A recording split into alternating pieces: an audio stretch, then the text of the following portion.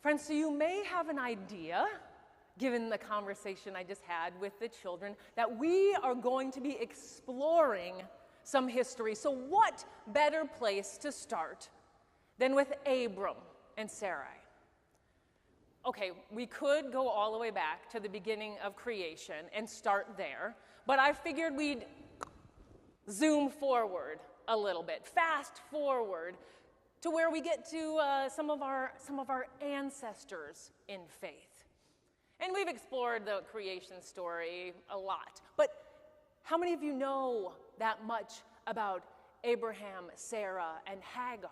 How many of you know so much about Isaac and Rebekah, or about Esau and Jacob, or Leah and Rachel?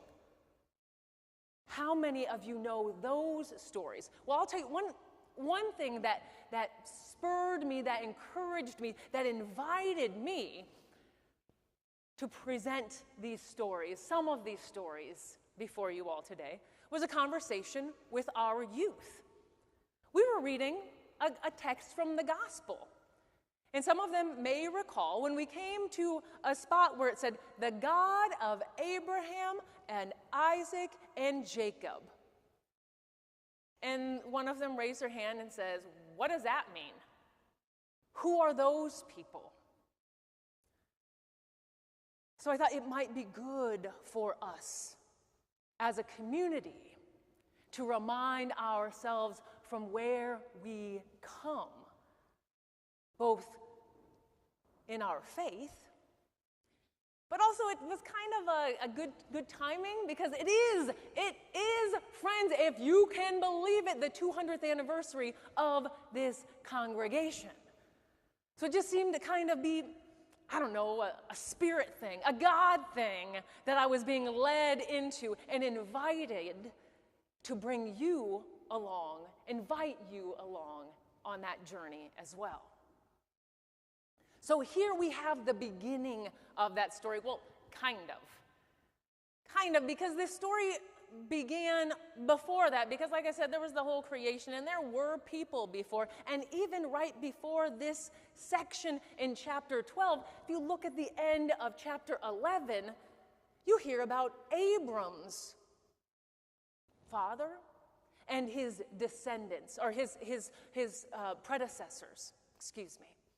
You hear about those who came before him, and his father, Terah, actually started journeying to Canaan.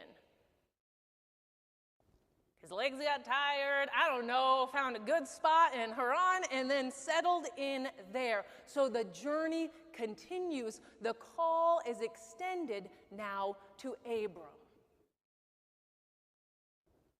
One thing about history, and I don't know if you want to call this history loosely, you can call it history. We've talked some about the Bible before, right? It's not all exactly as it happened back then in the day. If you had your smartphone with you, could you have video recorded a person named Abram, who then was later named Abraham, making this journey with all of his crew, with all of the livestock, with all of the people?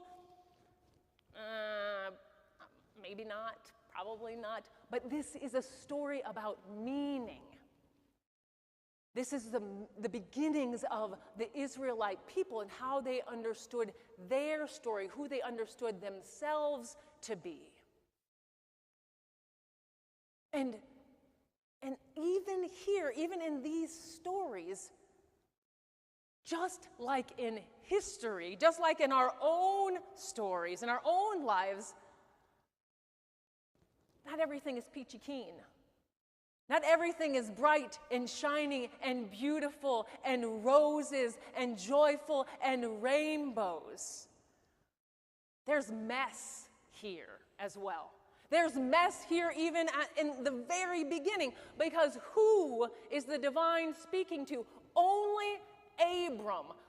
I don't know about you, but I got a little bit of problem with that. I appreciate our first hymn, because in that fourth verse, the writer, the composer, acknowledges that this is the God of not only Abraham, but of Sarah as well. They didn't go as far to talk about Hagar or any of the other enslaved people who were a part of this family unit. But at least they moved us a bit further. So there are some problems we can identify. It's right here in this text. When Abram is moving, he goes with all of these folks that he had acquired. How do you acquire people? It's a time of slavery. Slavery was instituted here, right? And he goes with all of his livestock and all of his animals. He didn't consult Sarai before leaving. She was assumed that she would just go along with him. So there can be challenges. There are challenges. One thing I appreciate about our ancestors in the faith is that they leave those things in there. So just beyond this text even, we get a story. Because Abraham's this great guy, the beginner of three great traditions we often speak about, the father, the ancestor of Christianity and Judaism and Islam. We talk about him in such ways, glowing comments, great guy. Read on. Even after settling in these places, a famine came on. So they had to leave, and they went to Egypt. And Abram is like, oh, Sarah's pretty attractive. They might like her. They might hurt me because of her beauty, and they want to take her because women were property. Patriarchy was alive and well, even more so than it is today. They might hurt me. It might benefit me if I just say she's my sister. And he presents her in such a way and says, hey, Sarah, let's just say we're related, okay? Cool? And she gets taken into Pharaoh's harem. She becomes a wife of Pharaoh, and God doesn't like this, and God starts punishing Pharaoh and Egypt to give them a clue that something is wrong here. And Pharaoh's like, dude, Abram, what's going on here? Why did you lie to me? Take your wife and get out of here and take all the riches and the wealth that you accumulated while here and leave. There's our upstanding guy, our flawed, but also seeking to be faithful ancestor. Friends, I appreciate these texts, these stories that have been passed down to us because they don't, sometimes they do, they don't always, though, in their totality, they don't completely sugarcoat everything. They let us see glimpses. They let us wrestle with some of the troubled nature that we experience as human beings as well, that we experience as communities seeking to live our lives. And they teach us as well. They teach us through those mistakes because we can learn, right? We can learn from the actions, even the missteps of those who went before us, even our own missteps we can learn from. And we can learn from those successes, those ways that our ancestors did respond faithfully, thoughtfully, intentionally. Abram here is given a call by the divine to be a blessing. It's not worded in that way. How Lisa shared it with us today, it said, all people of the earth will be blessed by you. That is a call. It is a call to Abram and his descendants that are going to be promised to come. Because we know that Sarai is without child because that was put on women at that time as well. If you didn't have a kid, it must be the woman's problem. That there would be descendants, that somebody would be coming after to carry on this call. But the way about how it's worded here, the focus wasn't on Abram necessarily. Is he responsible for the work? Yes. Are we responsible for the work as descendants in faith of this guy? Yes, we are. But because it's worded in this passive way, a passive verb is used, they will be blessed. It's the they who get the emphasis here. All people of the earth will be blessed through you. That's something I think we learned from. That's something I think we are invited to hold on to and to carry forward in our mission, as the call God extends to us today. And I think that is a call that was extended to our ancestors in this particular church. Speaking of them, I said I was going to talk about some of the history, and all I've been doing is talking about Abram. Long time ago history. Does that matter? Yes, it does, because all of our history impacts us today. You look at process theology. I've shared with you all a little bit about that. Everything in the entirety of existence, all of our past, comes to impact the choices we make today. If you look at family systems theory, all of our past impacts who we are and how we behave today, and being thoughtful and intentional about examining that is helpful to us in making those choices. So yes, we need to look at Abram. We look at those ancient stories, and let's look at ancient stories for First United. 200 years ago, First Baptist Church was begun. But it didn't crop up out of nowhere. Indeed, there was a church before them. 1817, a Baptist church, the First Baptist Church, began in this area. And it started near Clear Creek, and then they moved closer to Ellettsville, and then they moved again toward the Vernal neighborhood in the northwest part of Bloomington. That was called the Vernal Baptist Church. And I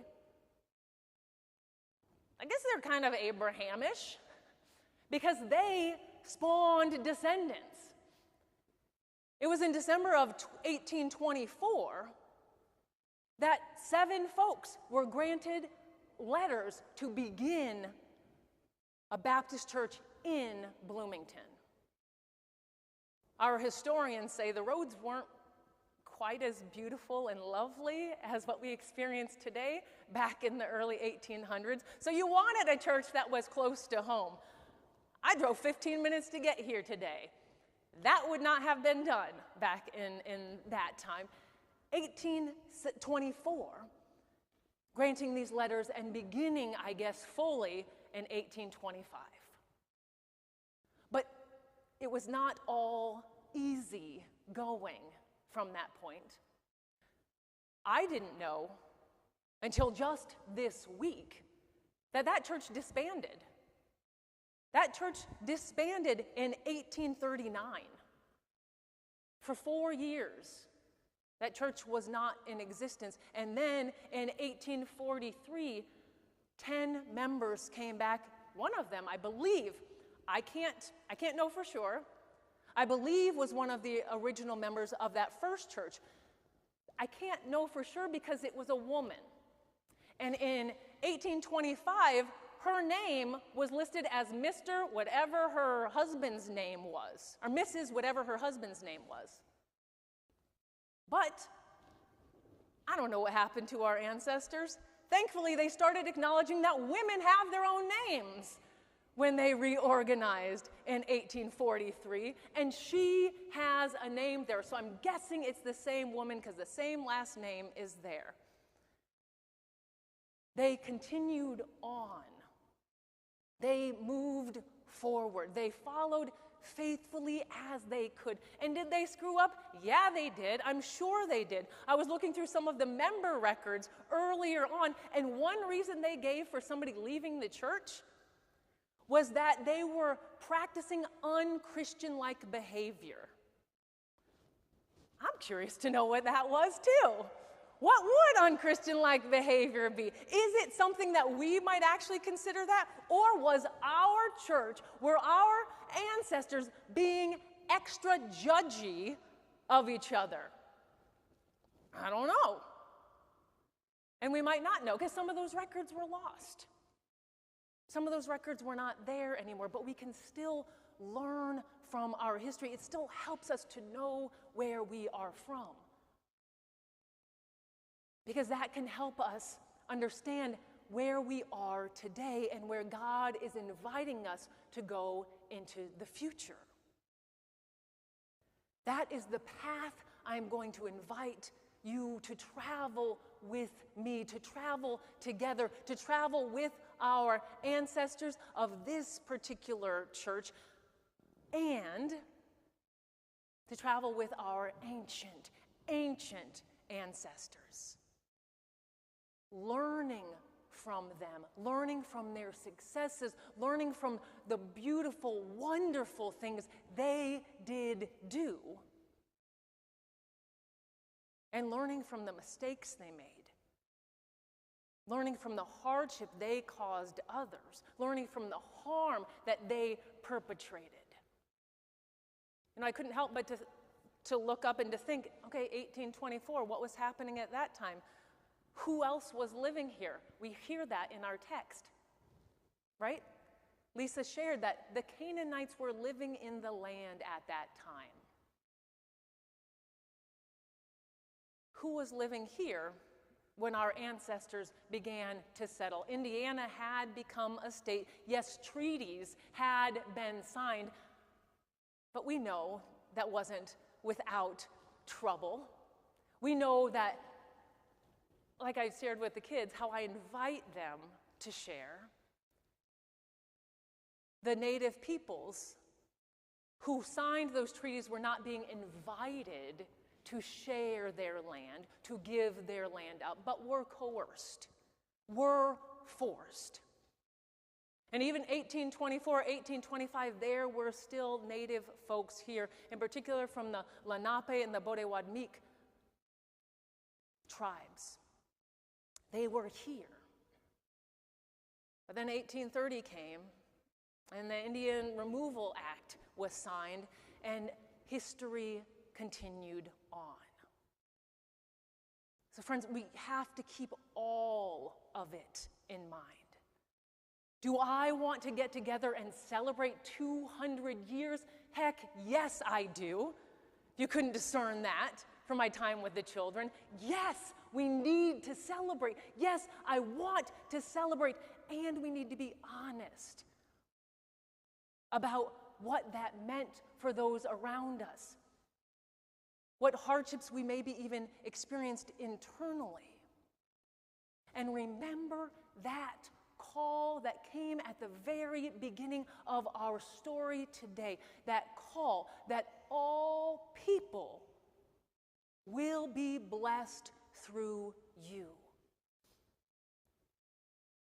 How have we, and how have we not been that blessing? How have we contributed to the ill-being of others? And how have we contributed to the well-being of our communities? And how are we invited to learn from that experience, to move forward and to be that blessing to all the people of the earth? So friends, in this short week that I've been back from vacation, that's what I've been thinking about. So I invite you to begin this journey, to open yourselves to listening to the voice of the divine, to feeling the movement of the Spirit. How is God calling you today to be on that journey, to explore your history, to explore our history, whether as a church, whether as a nation, whether as a people, whatever ways? How is God inviting you on this journey today? How is God inviting you to take that next step forward, having learned from our ancestors who have gone before, that you might be a blessing, not just to those around you, but to have that ripple effect, that it might be a blessing to all the people of the earth.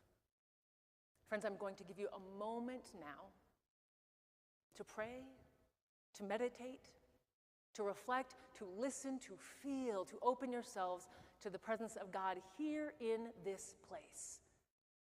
Let us be together now for a moment of pause.